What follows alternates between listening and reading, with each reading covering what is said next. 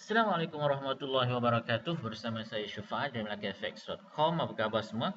Okay guys, so hari ni hari Jumaat 25 hari bulan 6 tahun 2021. So saya nak buat analisis untuk anda Ini untuk chart gold ni.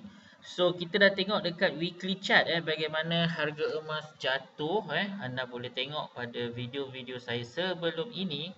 Kita dah discuss banyak dan pada masa yang sama juga pagi tadi saya ada buat satu posting yang mana saya dah start buy sikit di gold, dan 2 hari atau 3 hari sebelum tu pun saya dah buy dan alhamdulillah ada profit sikit. Dan hari ni pagi tadi saya baru saja buy, dan saya nak tunjukkan kenapa saya buy di gold. Okay, so first of all ini yang kita nampak lah. So price dia landing cantik dekat area support kita. Support kita ini di area 1760, to be exact 1760, dan ia juga just slightly below 61.8 fib. Okey, anda boleh nampak Fibonacci ni yang saya draw. Let me change to daily chart first. Okay, so this is the movement of gold chart dekat daily ni daily chart saya ada beritahu pasal this engulfing and then this support area. Support ni cantik lah, sebab apa? Sebab dia ada multiple times when dia bounce di sini and sini dia reject kan, sini dia break kalau anda tengok history dia pun sini pun ada sini pun ada satu rejection. Okay, so ada history yang mana anda boleh tengok dekat situ. Alright, so jom kita tengok dekat mana yang saya buy tu. Sebenarnya saya buy gold ni dekat 30 minit. Ini dia. Saya buy gold ni 30 minit. Okey. So saya buy gold dengan very minimum stop loss lah. Saya target dekat sini, ini entry saya lebih kurang 1777 macam tu, dan saya punya SL di 1772. So plus minus saya ada lebih kurang $5 stop loss. Okey, $5 stop loss. Okey, yang ini MACD ni comel sangatlah, tak nampak. So kita fokus dekat price action. Okey, kita fokus kat candle. So saya punya stop loss dekat 1772. Okay, saya letakkan ni.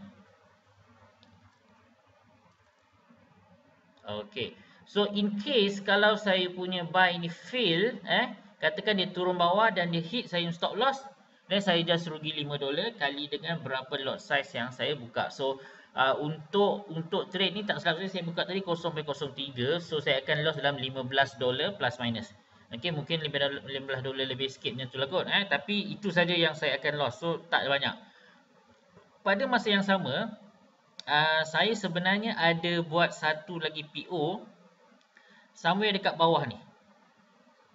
Yang ini mungkin saya tak tunjuk tadi kot. 1762 saya buat satu PO di sini, dan again saya buat stop loss $5 di bawah.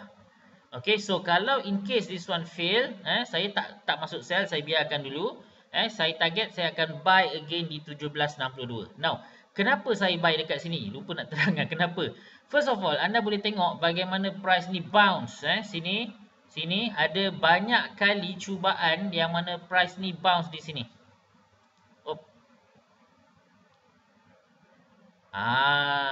See? So bila price turun, bounce, turun, bounce, turun, bounce, turun, bounce, turun, bounce, turun, bounce. So ini meyakinkan saya adanya buyer. Adanya buyer. Now you have to remember, kita trade di time frame 30 minit. 30 minit.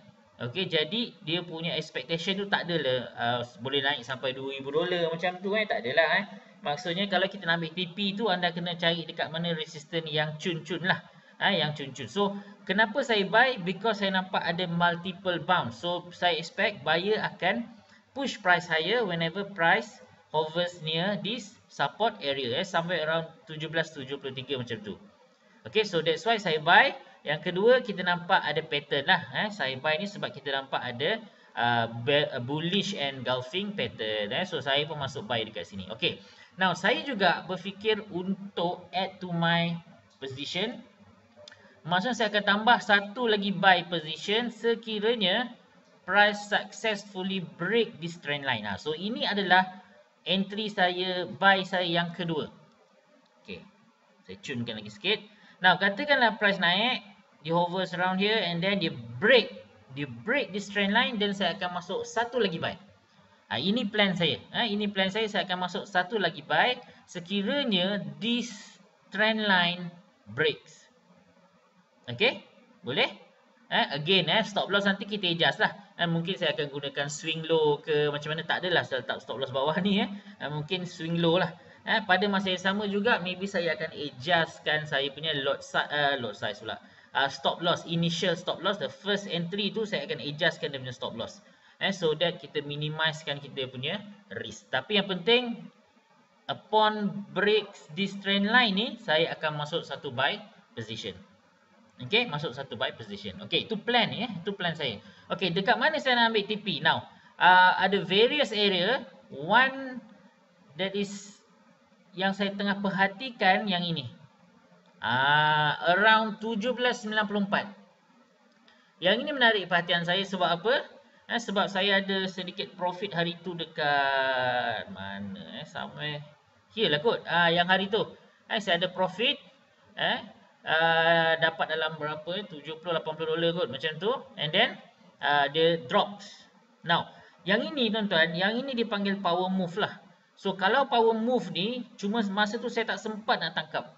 So this power move, kalau anda yang dah beli buku breakout, anda ingat anda nampak apa yang saya tulis tentang power move.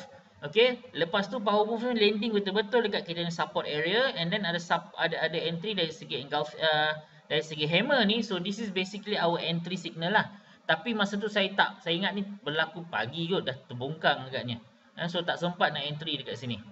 Okay, so this power move kan, it happens after power move. So by right kita boleh masuk buy di sini lah. So untuk TP saya mungkin akan target 94 and eventually dekat 18. Now kenapa 18? 18 ni we discuss this area. Saya ingat on the daily chart kita ada lukiskan ni support and resistance area. Support and resistance area. So might as well wanted to take some profits dekat 1,800 dolar. 1,800 dolar. So lepas tu kan kita akan tengok apa yang berlaku pada harga. Kalau katakan harga emas ni dia turun balik, dan kita cubalah masuk untuk sell. Sebab apa? Kalau anda nampak ni daily chart 1,800 ni dia dekat area of value kita. Dia dekat area of value kita, which is dekat 10 EMA.